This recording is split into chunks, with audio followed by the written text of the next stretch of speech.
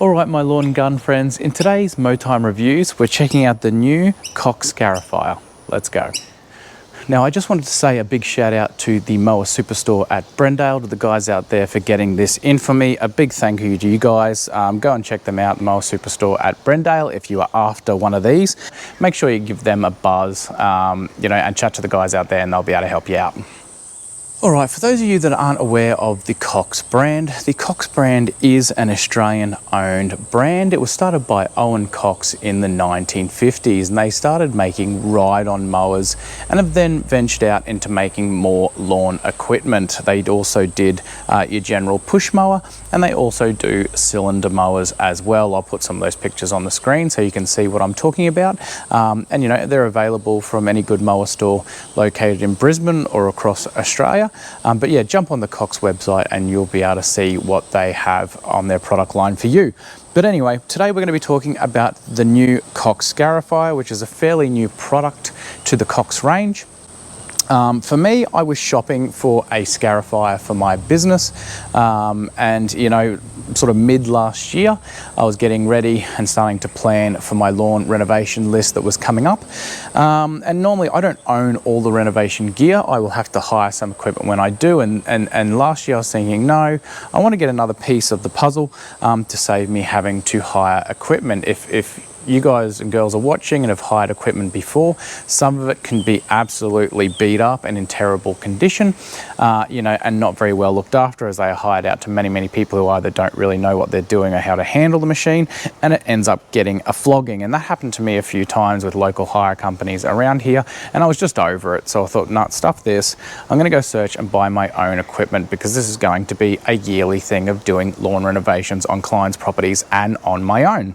So yeah, I started my research, and basically what I found was, there was the really cheap lower end of scarifiers on the market, or there was really quite an expensive outlay for really good quality machines, and there wasn't really anything that filled the void in the middle. And that's when I come across the Cox Scarifier.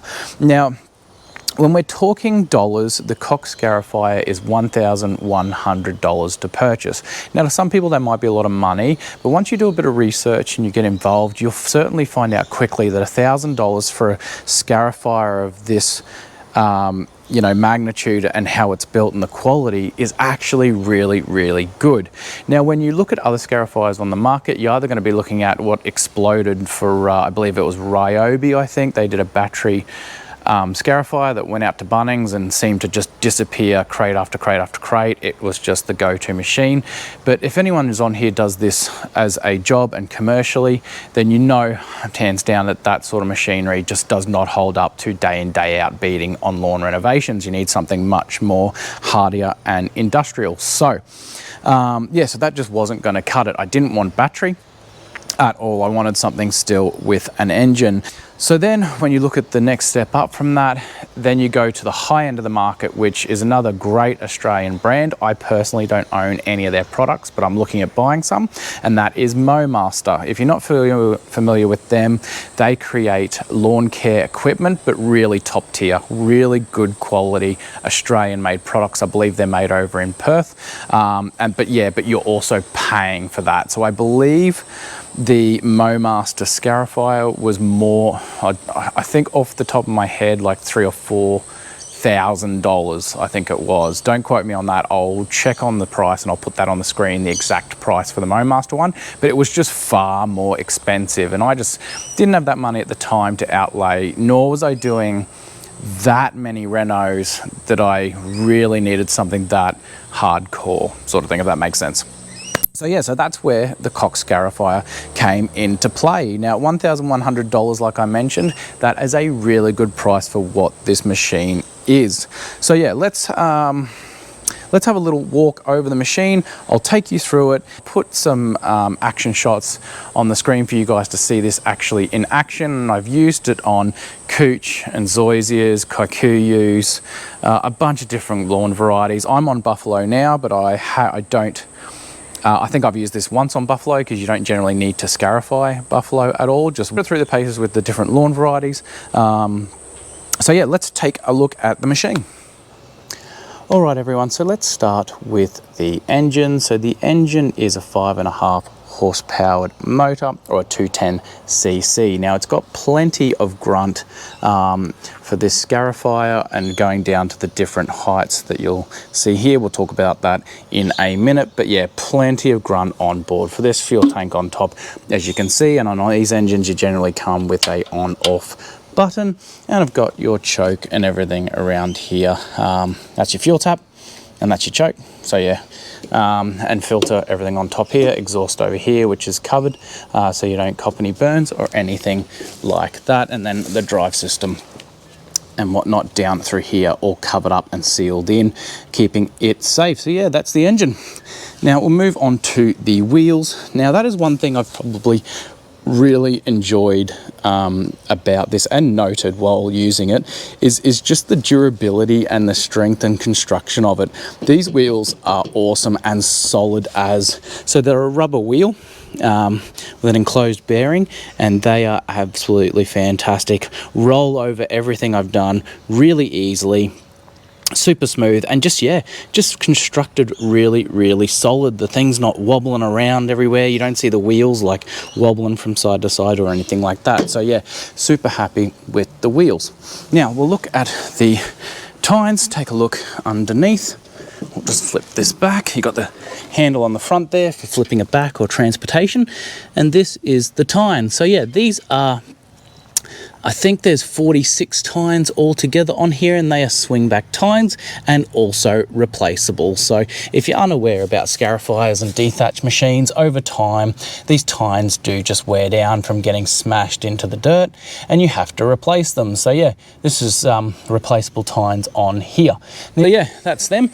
Again, as I mentioned, you've got the front handle here for also lifting onto, you know, the back of a ute or the back of a truck, and also flipping it back if you need to do anything underneath the machine. So yeah, let's move on to the height adjuster. All right, so onto the height adjuster now. This thing, again, also very easy to use. So you can go from, I believe, 5mm all the way up to 35mm. So we're on 35mm at the moment. You just bring it out and you'll see there's a little nook there, and I'll see if I can do that for you. Just pulls out like so. You lower it down and just let it click into whatever height you are aiming for. So like I mentioned, 5mm up to 35mm. So plenty of height adjustment there. Then when you bring it back up, sometimes you got to hold onto the handle. So I'm holding a camera, so it makes it a bit difficult. There we go, that'll do. But yeah, that is the handle. Again, really solid, really easy to use. Some people might complain that it does sort of stick out a bit, and it can be something that can bump onto something, so you do need to be mindful of it. You know, when you're transporting it around or moving it onto your trailer or truck or wherever you keep this, that it does sort of poke out here sort of thing, but I've never had any problems with it. It doesn't poke past the wheels at the front, so, you know, if you jam it into the end of your trailer or anything like that, it's not going to hit this handle. This handle doesn't go past the front wheels, so you're safe in that regard. But yeah, so I'll move on to also, I'll just talk about the width actually. So the width overall is 18 inches. So yeah, nice and wide for anyone who does sort of private home owner properties. This thing is designed to do, you know, also big properties as well, but 18-inch is a good sort of size, I think, overall. It sort of covers from, you know, your 200 to 400 square meter lawns way up to 1,000 plus square meter lawns. You could still easily use this. So yeah, 18 inches in width altogether. We'll move on to handles now.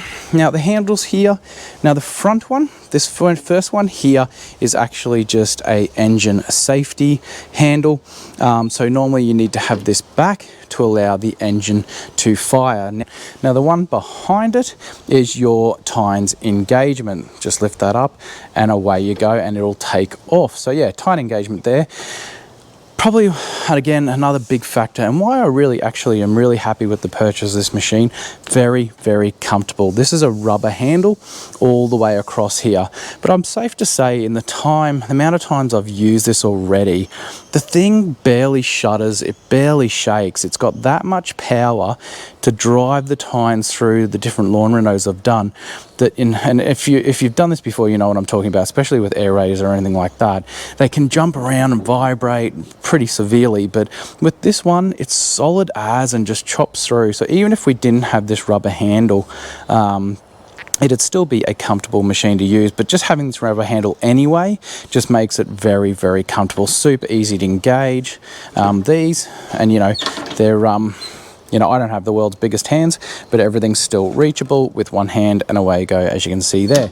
Now you have your throttle here as well for how hard or how harsh you're going through the particular lawn you're doing. Now with like a cylinder mower, you don't need to have the throttle on full ball, and that's kind of the same with a scarifier. I mean, 9 times out of 10, yes, I just put it up to 4, and away you go sort of thing, but you don't necessarily have to. So yeah, got your stop button there, just all the way back for stop, as you can see, and then you'll have your different throttles, which I'll show you in a minute when we start it up. But yeah, now of course the handlebars, as you can see too, you can fold them away of easily just cracking them open like so, and then folding the handlebars over, which really make the machine a tiny little thing to carry around. If you're tight for space on your ute or truck or trailer, then yeah, handlebars fold away, super easy and all done. But yeah, why don't we fire this thing up? I'll show you what it is. I'll let you hear what it's like running. I'm not going to do any passes on my lawn again, because this is buffalo and it doesn't need it. But I'll show you. You can see in the videos it running. Yeah, I'll quickly fire this thing up just so you can hear it and get an understanding of what it sounds like, etc. But yeah, let's go.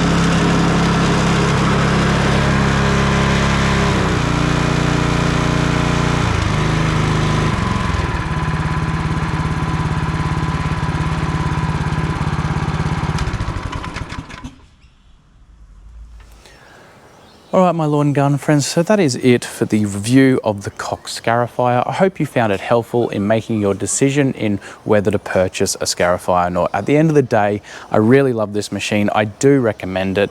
I have put it through its paces and it's still standing up. Really, really good, very comfortable to use, and does the job really, really well for the price range, as I talked about earlier. But yeah, if you enjoyed this review, make sure you give it a thumbs up and make sure you subscribe to the channel to keep up with more reviews coming on the channel with both lawn and garden equipment. There's more reviews already on the channel, so make sure you jump back onto the videos on the channel and you can go through and check out the other reviews I've done on products in the way of lawn mowers, blowers, brush cutters, etc. But anyway, that's it for today. I hope you've enjoyed this review. I hope you legends are all staying well mentally and physically. We'll see you in the next one.